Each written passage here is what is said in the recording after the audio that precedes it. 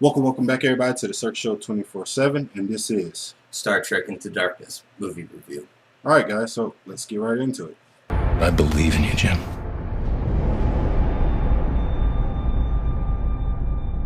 All right, guys. Star Trek Into Darkness. I have a special friend with me. Special friend, what's your name?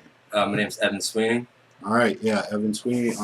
Know him from Taekwondo. His dad's my teacher, or one of my teachers, and we saw. This is your first time actually seeing Star Trek.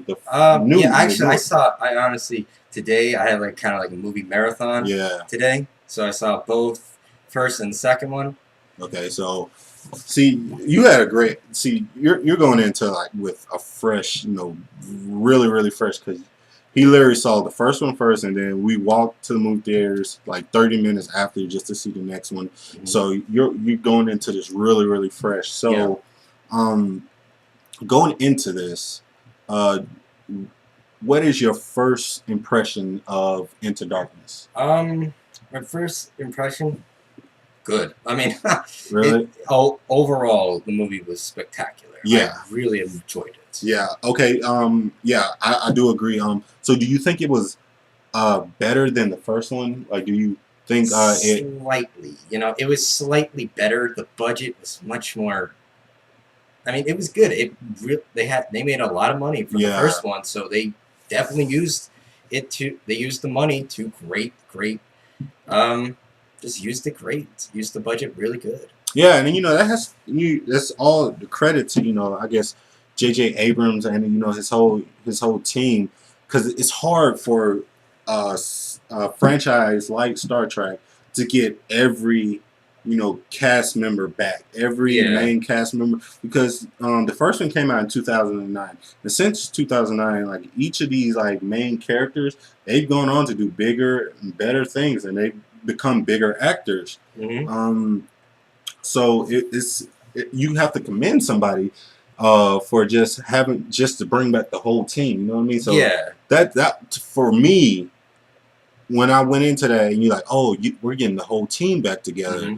That really drawed me into it. And like I said, I think this was a really entertaining, fun, action-packed, nail-biting, laughable but serious movie. And you haven't seen Iron Man 3 yet. I have not seen Iron Man 3. All right. Well, I'm not going to spoil anything about Iron Man 3, but I think this one does something that Iron Man 3 didn't do, and that's mix the comedy with the drama and have a nice balance. And like I said, you haven't seen Iron Man 3 yet, so you don't really know what I'm talking about. Yeah. But that's what Iron Man 3 was lacking. It didn't know how to handle the comedy and the drama at the same time, so that's where it fumbled about. But I still liked Iron Man 3, but this one overall was a better overall movie. Who were some of the standout performers in this movie, in Into Darkness? Did you like? I mean, overall, Captain Kirk. I mean, he was spectacular. I really enjoyed his character. Oh, it's a Chris Pine. I mean, he just was so good.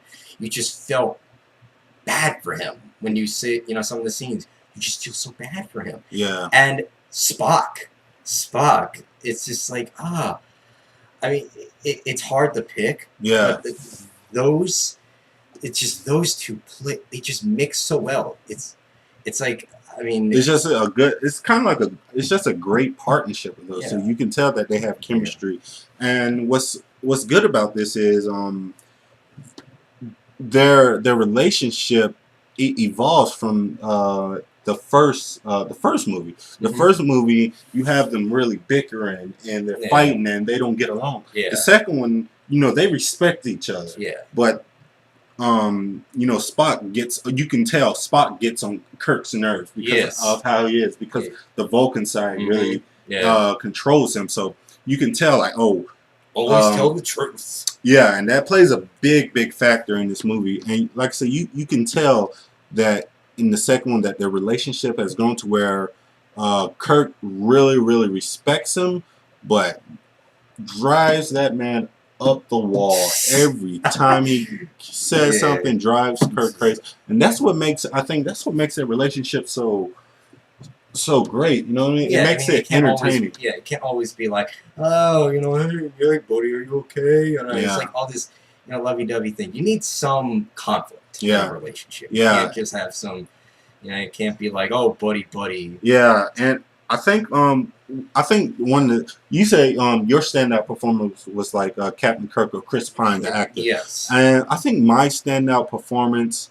or one of my standout, because I think I have two, but one of my standout performance was what's his name?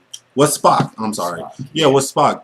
And I think it has to do with you tell that the human / Vulcan is not a great balance with him, where he's really conflicting with him, with himself and his feelings, to where he's pushing people away, like the people he's in love with, like Aurora, I said Aurora, I'm sorry, but that's like conflicting with his relationship and his friends and stuff, and it really takes like a 180 towards the end, to where that's his emotion is his emotions is what's going to determine the outcome of this movie. And that's what I really like, that they focus on what was really bothering him and what was really kind of his Achilles heel, and to make that his strength towards the end. And when I tell you that scene, it's a scene in the movie towards the end with him and Kirk. You know what I'm talking about. I know. I mean, we just saw the movie, so of course I know. I think that was the most powerful scene in the movie. And I was sitting next to a girl on my right, and she was. I was just looking at the corner of my eye, like her husband was like kind of rubbing her back, and she was just in tears just from that scene. So I think people will really resonate with this movie just from an emotional standpoint, and the comedy is really good. Yeah, I think the comedy. I was laughing through most of the movie. It wasn't like it wasn't like stupid jokes. It was laughing. They're smart, funny, and how you explain the emotional side. Oh man, I was crying in some parts. And that's what I see. I think that's what it does way better than Iron Man, because it gives you those great laughs. Yeah. But then it takes a minute to say, okay, we give you some laughs, but we're gonna hit something really, really serious and really deep, and it's gonna be a gut puncher. So that's what I really liked about this movie. Another thing that was really good, I think my standout performance, because I said I had two, but I think the most standout performance in this movie was Benedict Cumberbatch, who was the villain. Just his presence.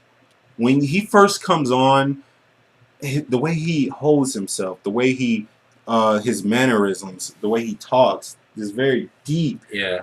Leadership type voice, and very villainous, but you could tell that villainous has some kind of meaning to it. Was really, really captivating to me, and I really did enjoy his performance as the villain. So I think he was just a very standout, great performance, because I don't really know too much about the guy. I really don't. I know I think he's on like Doctor Who or something like that, or forgive me if I'm wrong, but he's on something like that, where some sci-fi. Yeah, something like that, to where all the girls are like madly in love with him. But this movie and just his performance really taking really got a focus. I really have a focus on him, so I want to see more of him and see what he can really offer, because I think he's fantastic. Overall, I think the action was good, the directing was good. It was shot beautifully. Yeah, it really was. And it's not that much of a, J.J. Abrams has his signature movie thing is the lens flare thing, where the light hits the screen. Everything. Yeah, it hits everything. It was very prominent in the first one. This one, not too prominent, and he kind of toned that down, which I really did. I enjoyed that. When I was looking at this, I looked at the first one, the second one. I was like, why is there so many lens flares? It's like, what the heck is going on? Is there like flashbangs? Because I watched the first one again with you, and I've seen the first one like a bunch of times. But when I was watching with you today, the first one, before we got to see the second one, I was like, it is a lot of lens flares. And now when we went to the second one, I was like, okay, there's going to be a lot of lens flares too. But it wasn't. It was still something there, but he kind of toned it out. Overall, I think it was great. I would give this movie, out of 10, Probably 8.5. What about you? I would honestly give it an 8.5 or a 9. Okay. Just because it was so good. It Yeah. was amazing. I loved it. And Yeah. I thought it was really good. I was like, oh.